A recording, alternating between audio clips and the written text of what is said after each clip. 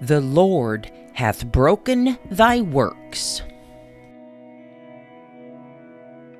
A reading from the devotional Morning by Morning by Charles Spurgeon.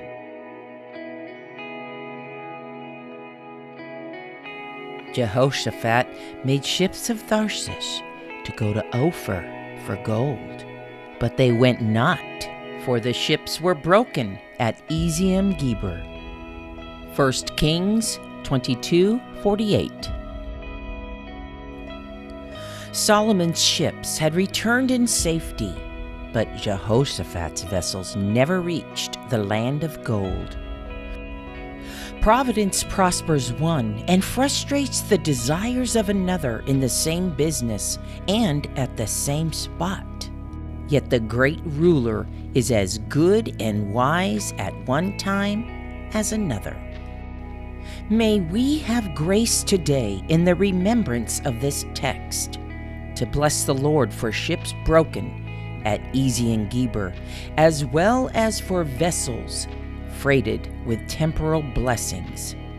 Let us not envy the more successful, nor murmur at our losses, as though we were singularly and specially tried. Like Jehoshaphat, we may be precious in the Lord's sight, although our schemes end in disappointment. The secret cause of Jehoshaphat's loss is well worthy of notice, for it is the root of very much of the suffering of the Lord's people. It was his alliance with a sinful family, his fellowship with sinners. In 2 Chronicles 20:37, we are told that the Lord sent a prophet to declare, "Because thou hast joined thyself with Ahaziah, the Lord hath broken thy works." This was a fatherly chastisement, which appears to have been blessed to him. For in the verse which succeeds our morning's text, we find him refusing to allow his servants to sail in the same vessels with those of the wicked king. Would to God that Jehoshaphat's experience might be a warning to the rest of the Lord's people to avoid being unequally yoked together with unbelievers. A life of misery is usually the lot of those who are united in marriage or in any other way of their own choosing with the men of the world. Oh, for such love to Jesus that, like him, we may be holy, harmless, undefiled, and separate from sinners.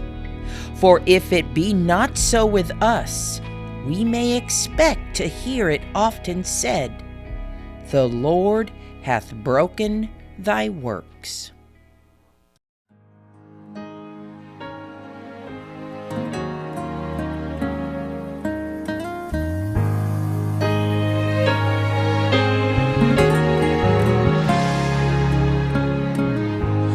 All who sail the sea of faith find out before too long how quickly blue skies can grow dark and gentle winds grow strong. Suddenly fear is like white water pounding on the soul. Still we sail on knowing that our Lord is in control. Sometimes he calms the storms with a whisper, "Peace, be still." He can settle any sea, but it doesn't mean he will. Sometimes he holds us close and lets the winds and waves go wild. Sometimes he calms the storm, and other times he calms his child.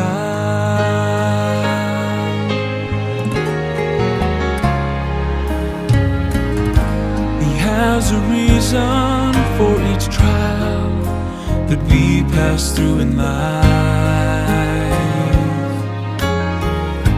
and Though we're shaken, we cannot be pulled apart from Christ. No matter how the driving rain beats down on those who hold to faith, a heart of trust will always be a quiet, peaceful place. Sometimes He calms the storm with a whisper, peace be still. He can settle any sea, but it doesn't mean He will. Sometimes He holds us close and lets the wind and waves go wild. Sometimes He calms the storm, and other times He calms His child. Whoa, whoa. Sometimes He calms the storm with a whisper, peace be still. He can settle any sea, but it doesn't mean He will. Sometimes He holds us close and lets the wind and waves go wild. Sometimes He calms the storm. Sometimes He calms the storm. Sometimes He calms the storm. Sometimes He calms the storm. Other times He calms His child.